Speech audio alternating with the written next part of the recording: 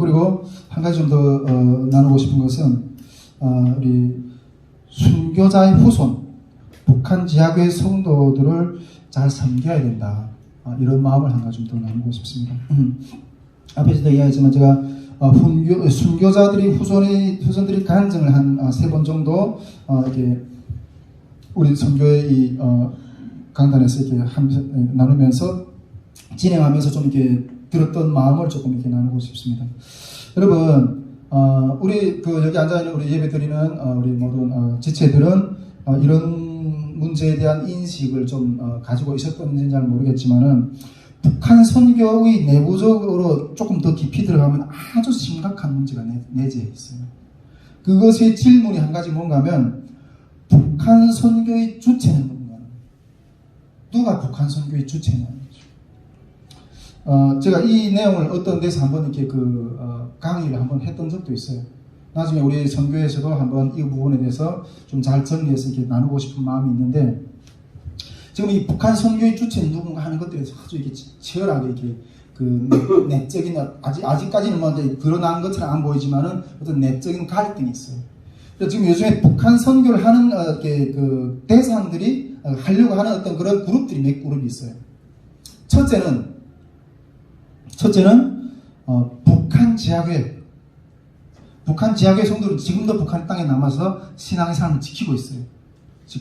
나중에 북한이 통일되던 북한 지하교회 성도들이 엄청나게 일어나는 어떤 역사들이 있을 거예요. 그 북한 지하교회 가운데 있는 하나님의 어마어마한 어떤 그런 간증들이 있을 거예요. 저는 그 영적인 힘이 나중에 세계 복음화를 이루는 어떤 그런 돌파구를 열 수 있는 어떤 그런 힘이 거기서 나올 거라고 저는 믿거든요.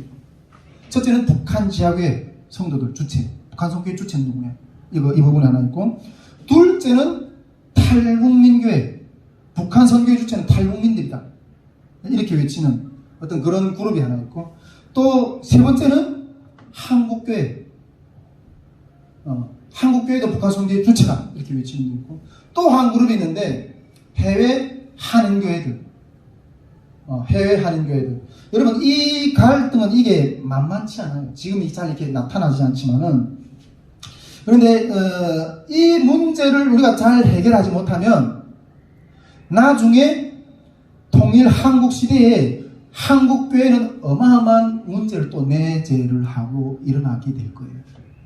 여러분, 제가 이렇게 여신만교회 그때 한번 주일에 설교할 때도 그런 내용 같이 나눴지만은, 분열이 또 다른 어떤 출발점이 될 수 있다는 거예요. 이 부분이 부딪히게 되면. 근데 구체적으로 어떤 부분들이, 그런 현상들이 어떻게 나타나는가 여기서 다 이야기는 하지는 않겠어요. 나중에 한번 정리할 시간들이 있을 거라고 저는 생각하는데, 그런데 여러분, 이 어마어마한 이 문제의 고리를 풀어갈 수 있는 중요한 키워드가 하나 있다는 거예요. 중요한 키워드가 하나 있다고 생각하는데, 제가 이번에 이 순교자 자손들이 어떤 간증을 듣는 어떤 그런 집회들을 이렇게 한 3번 정도 하면서, 이들을 잘 섬기는 것이 이 고리를 해결할 수 있는 어떤 영적인 어떤 끈이 될 수도 있겠다 하는 생각이 딱 드는 거예요. 영적인 끈이 될 수 있겠다는 생각이 딱 드는 거예요. 여러분, 우리는 영적인 조상들을 잘 섬겨야 돼요. 영적인 스승들을 잘 섬겨야 돼요. 그들이 어떤 순교적인 믿음이 있었기 때문에, 순교적인 신앙이 지켜졌기 때문에 오늘날도 우리는 그 신앙을 받아서, 순교자의 신앙을 받아서 오늘도 우리가 그 신앙의 나날들을, 자유들을 누리는 거예요. 할렐루야! 그들이 피 흘린 어떤 대가가 없었다면 우리는 오늘의 그 신앙의 자유, 하나님에 대한 경배, 이런 것들이 없었을 수도 있다는 거예요. 여러분, 그들을 잘 섬기지 못하면 영적인 후손인 우리들이 축복의 통로가 막혀요. 할렐루야. 아멘. 성경에서 여러분, 부모를 공경하면 자녀가 장수한다 그랬어요. 집에서 여러분, 자녀들이 부모님들이 할아버지 할머니를 잘 섬겨봐요. 자식들이 뭘 보고 배우겠어요?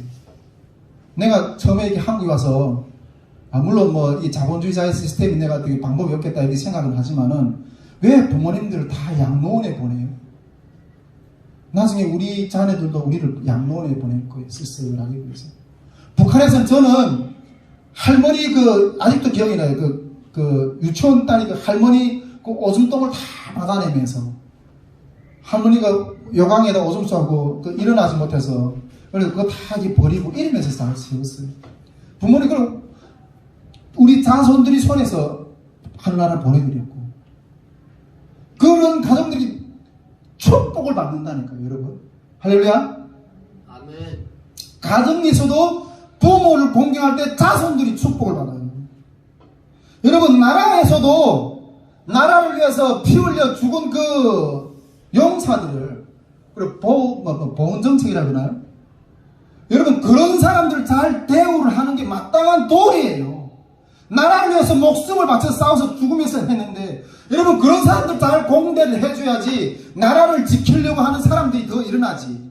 그런 사람들은 공대를 못 해봐요. 누가 나라를 위해서 지키면서 싸우면서 죽으려고 목숨을 내놓겠어요. 미국 같은 사회를 봐요.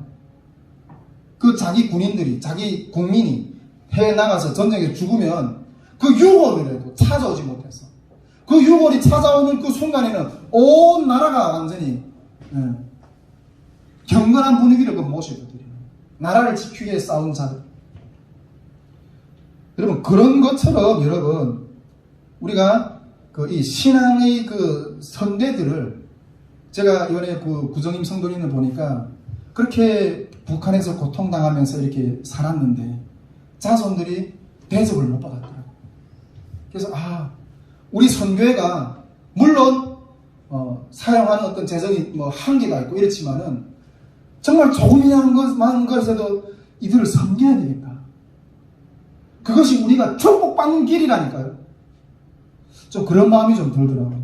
그래서 하나님, 우리가 선교회 가운데 어떤 그런 우리 스태프들이나 또 모든 우리 이게 협력하는 모든 동역자들이 그런 동일한 마음으로 이렇게 같이 동의하게 되시면 또 이런 길도 한번 준비하면서 나아가 보면 좋겠다 하는 생각을 좀 이렇게 하게 됩니다.